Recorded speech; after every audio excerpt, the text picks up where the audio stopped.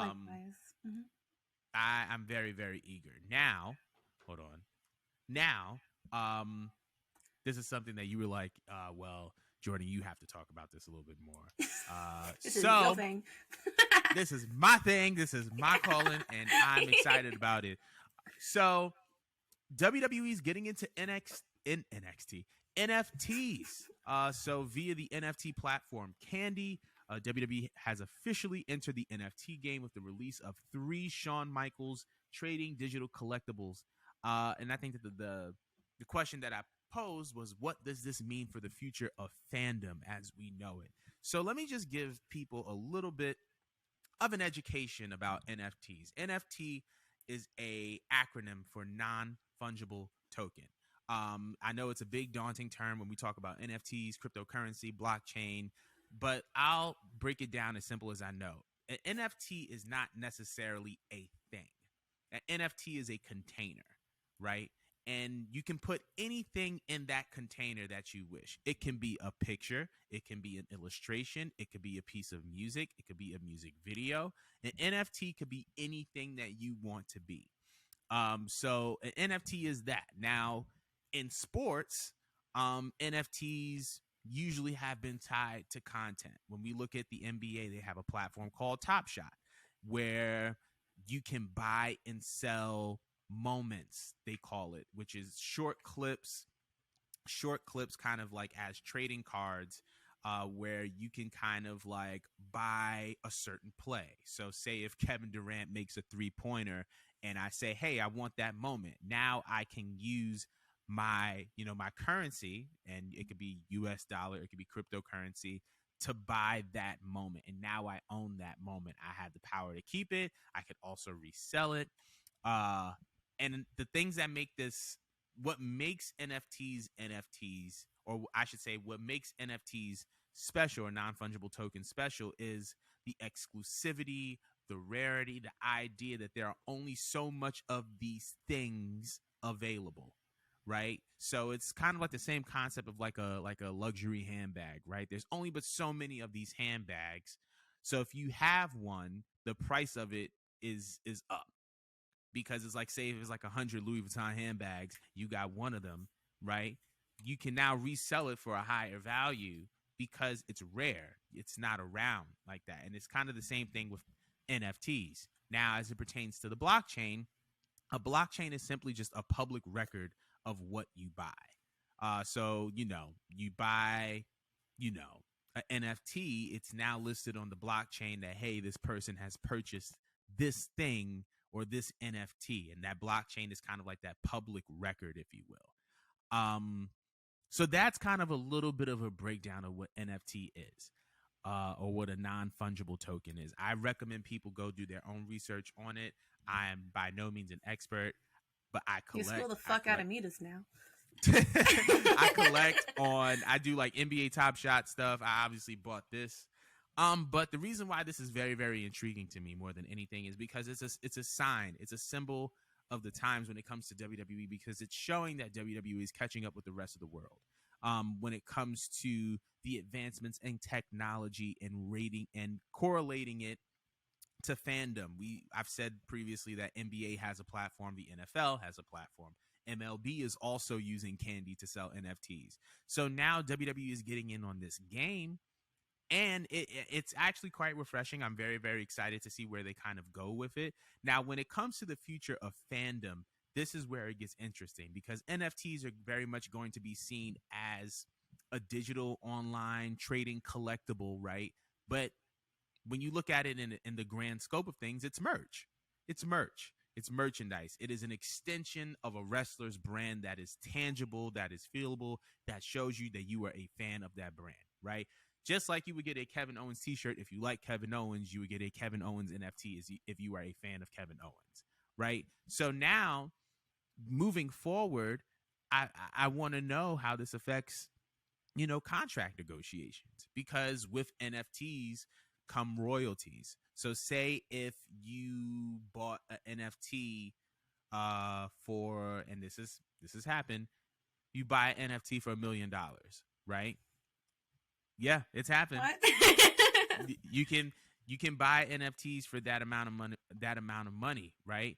So say if you bought something for $1 million and then you resold it for $10 million, right? Obviously you would get the majority of that because it was your resale value, but the original creator also gets a certain percentage of royalties. And when we talk about merchandise royalties in a contract are a thing. Are we going to see NFT royalties in a contract? And how much would be the standard? So I'm very eager to know what this means, but Web3 in wrestling is something that I'm very much looking forward to, but I think it's going to be a game changer, especially for the women. I think that we're going to see Bianca Belair and Sasha Banks and Naomi and all these amazing other women get NFTs. And I think that because of their mainstream crossover appeal, those NFTs are going to be a lot more valuable than a regular Schmojo wrestler who wouldn't have the same crossover mainstream appeal. And now they're going to have more leverage when they go into contract negotiations, which means more money. And that's what we want them to get, more coin. What about getting out of your contract? That's going to be interesting as well, because if they get out of their contract, do those NFT royalties, are they still prevalent? Because if that NFT continues to go up in value and get resold, it's like, all right, does Sasha Banks get that money, or does WWE get that money because they are the creators of said NFT and they own the name, image, likeness of Sasha Banks? It would be like labeled like Sasha Banks, but it'd be underneath WWE, knowing them, right? Like it would be something similar to that. Like it would be kind of like, it would be something similar to that. I suppose, but I think it would be very interesting. Now, with all that you know now, I wanted to know how you feel like this is going to affect them or affect the talent. See, like, the thing is that, again, Vince is not around, so, like, I'm thinking to myself, oh my gosh, like, this is a terrible idea because he's going to use this to fuck people over. But then it's like, wait, he's not here. He's not present. Right. We have different people. Right. We have Stephanie, technically, in chain of command, and I don't really know if her brain runs the same exact way as Vince, being that she's right. a CEO. No, that's what I was thinking about.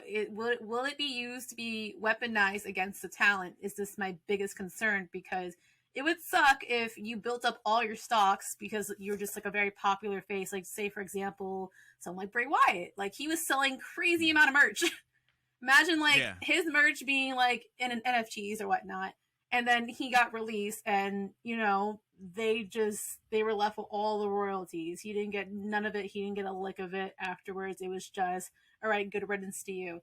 I'm just very curious to know how they choose to make this operate, you know? Like, there should be, and I'm still trying to understand NFTs, though. Because I'm trying to see, is there a way you could, like, make it so that you both have access to this? So I think it depends on the platform. First of all, it depends on the creator. It depends on the agreement that you have with said creator of said NFT. Mm-hmm. And then it also depends on the platform that you upload it. Obviously, different platforms have different rules, and different creators have different rules as far as how they want to break down, like, money and stuff like that. That's the reason why I was asking, like, about contracts, because it's like, unless that's something that's written in the contract, like, how are you supposed to sort that out? You know what I mean? So what if a third party gets some like a contract, gets some like an NFT? Like, for example, Bianca already has a collaboration with Fenty. What if Fenty wants to create NFTs for Bianca specifically or whatnot? You know, is that something that you think WWE would like have to make them like, you know, give over like access to? Like, anything that you get your grubby little hands on is going to be ours now? Right. I feel like they wouldn't own it, but they probably would get a percentage of it, similar to how the talent would get a percentage of it, because Bianca Belair is technically considered intellectual property of WWE. So it's like, if Bianca's involved in anything, then WWE by default is probably going to get a cut of that. You know what I mean? So it's a very sticky situation with Web3 and wrestling, but it's intriguing. That's what makes it intriguing, at least to me. That's what makes it intriguing. No, I don't know if I should be scared or not, because like I would hate to see my faves just get screwed over. But then again, we don't have that asshole in control at this very moment. I mean, he could be relaying things over to Stephanie, so that's why I'm a little bit concerned. I'm like, how would she handle this? I don't know how she would handle this because, in my personal opinion, I think she's a bit of a snake sometimes. I feel like to some degree she does move like her daddy, and I can't blame her because again, that's her daddy, you know. That's so, like I feel a little bit nervous, even though it sounds like a brilliant idea. Like it sounds like it'll definitely help them because people, if they put it in the form of merch or whatever digital, whatever thing you just mentioned or whatnot, fans regardless are going to buy. You know, people younger than you are definitely going to buy and invest because this Generation Z, like this whole group of kids that we have after my generation, they're on this whole technology thing. They've been investing in stocks. They know way more than I fucking do, you know? So regardless, they're always going to have a fan base. They're always going to immediately, like, once this does take off, WWE is going to get a lot out of this. It's just that I would hate if, again, I would hate if the talent were used like puppets for it. Like, they're basically milking them for all their worth so they could get even more out of them. I would just hope that they would get a proper cut of it and that they wouldn't be screwed over if their contract were to come to an end and that just all selfishly goes to them. That's just my biggest concern. So I don't know if I should be excited or not. But it is intriguing. It is intriguing. I would say WWE and this is outside of just the creation of NFTs, they should definitely hire a Web3 or technology ethics department where they onboard people that kind of keep the company accountable as far as, you know, going into Web3 and going into to make sure that there is equitable treatment and equitable payment for everybody that's involved, making sure that everybody gets theirs, because not just for the sake of, you know, the talent, but for the company, right? Now we're living in an era where, you know, if you're moving unethically or unethically in any way, shape, or form, you're automatically going to be frowned down upon and the value of the brand is going to go down. So for the sake of the company to protect themselves, they need to bring on people who are well versed in this area who can help them and the talents navigate equally so that the talent can be well educated and understand, the company can be well educated and understand, and because they're well educated, they can come to certain agreements contractually that would be equally beneficial for the talent as well as the company. I feel like they would I think that's. I feel like I feel like this Shawn Michaels thing that they did is very much their test run. One, because they know that it can sell, because it's Shawn Michaels. Two, because Shawn is Shawn. Like he's done his deed. Like he got his bread. So he's probably just like, y'all do what y'all want to do, and y'all give me whatever y'all can. So I mean, like they're test running it now. I think with the Shawn Michaels trading digital collectible. But yeah, I feel like, you know, it's going to be very, very intriguing to see how all this shapes out. But I'm, like you said, I am intrigued. I am extremely intrigued. And I want to research this more after we finish recording. We're moving on. And I recommend everybody who's out there to do your research about Web3. There are a lot of great resources out there. There are a lot of great entrepreneurs out there. Shout out to my guy, Joshua Franklin. He's someone I grew up with who's well versed in that. Homegirl Latasha, we still have to shoot. She's very well versed in Web3. She's a music artist. She currently has, like the last time she spoke about it, had like a music video that was being sold as an NFT, and it was worth over $1.5 million. So like, bitch, let me quit my job right now. What? Like this is a space to be in. This is a space to invest in now, even in the market that we're in.